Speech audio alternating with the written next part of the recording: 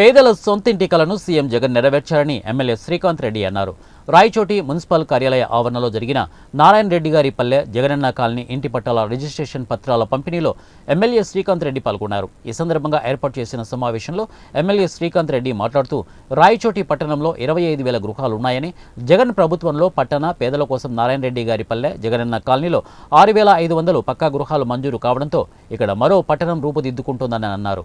నారాయణ రెడ్డి గారి పల్లె జగనన్న కాలనీలో భూగర్భ, డ్రైనేజీ, త్రాగునీరు, విద్యుత్తు, రహదారుల నిర్మాణం తదితర మౌలిక వసతులను కల్పించి ఆదర్శ కాలనీగా తీర్చిదిద్దుతామని అన్నారు. మహిళలను అన్ని రంగాలలో జగన్ ప్రభుత్వం అభివృద్ధి చేస్తోందని అన్నారు. అమ్మఒడి, డ్వాక్రా రుణాల మాఫీ, చేదోడు, చేయూత తదితర ఎన్నో పథకాలను మహిళలకు అందించి వారి ఆర్థికాభివృద్ధికి కృషి చేస్తోందని అన్నారు.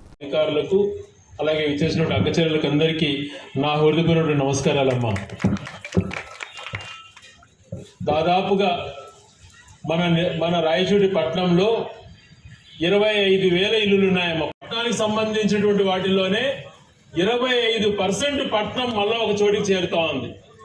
మొత్తం మన పట్టణంలో ఉన్నటువంటి 25,000 ఇల్లులు అయితే 6,000 ఇల్లులతోనే ఒక నగరం లాగా అక్కడ నిర్మించడం జరుగుతూ ఉంది. వాళ్ళకందరికి కూడా పట్టాల రిజిస్ట్రేషన్ అన్నటువంటిది చేసి ఈరోజు పట్టాల డిస్ట్రిబ్యూషన్ పెట్టినటువంటి గౌరవ ముఖ్యమంత్రి గారికి మీ తరపున కృతజ్ఞతలు తెలియజేస్తున్నాను తల్లి. ఒక చిన్న మాట గమనించాలమ్మా, మహిళలకు ఎంత ప్రాధాన్యతనిచ్చిందో ఈ ప్రభుత్వం అనేది ఆలోచించేయండి.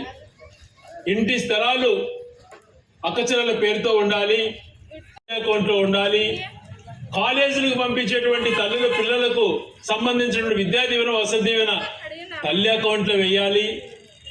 అలాగే డ్వాక్రా రుణాల రూపంలో మన రాష్ట్రంలో ఉన్నటువంటి మహిళలలో 79 లక్షల మంది తల్లులకు చేరే విధంగా డ్వాక్రా రుణాలు మాఫీ చేసింది అక్క చెల్లెళ్లకు.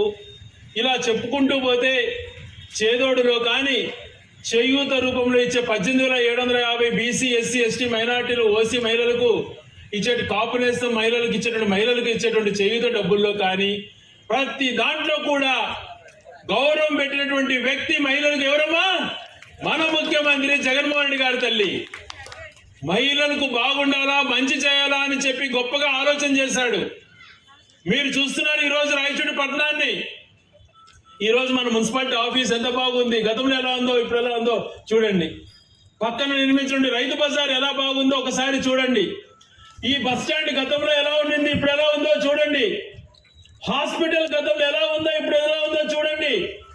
మన జిల్లా కేంద్రం గతంలో చిన్న పట్టణంగా ఉన్నటువంటి మన రాయచోటి పట్టణాన్ని జిల్లా కేంద్రం చేయడమే కాకుండా డైట్లో పార్క్ అయితేనేమి, నగరవనం అయితేనేమి, నిర్మిస్తున్నటువంటి శిల్పారామం అయితేనేమి, స్టేడియం అయితేనేమి, 6,000 మందికి ఇచ్చిన ఇల్లులు అయితేనేమి, ఇన్ని అభివృద్ధి కార్యక్రమాలు మనం చేస్తుంటే ఈరోజు ఎన్నికలు వస్తాయనే కదా అని చెప్పి అందరూ విమర్శలు చేస్తున్నారు.